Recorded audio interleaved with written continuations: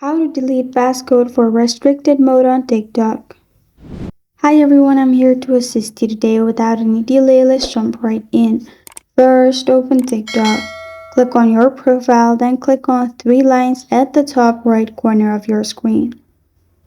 Then at the bottom, click on Settings and Privacy.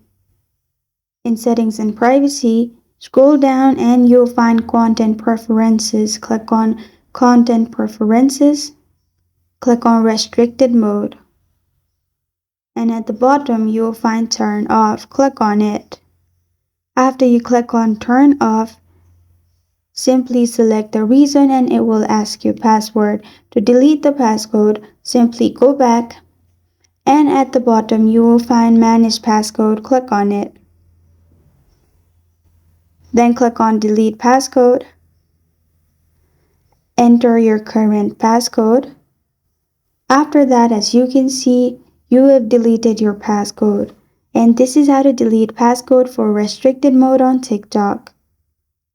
Thank you for joining me today. If this video helps you out, please leave a like and subscribe for more. Got a question or want to suggest a topic? Comment below. Thank you for watching.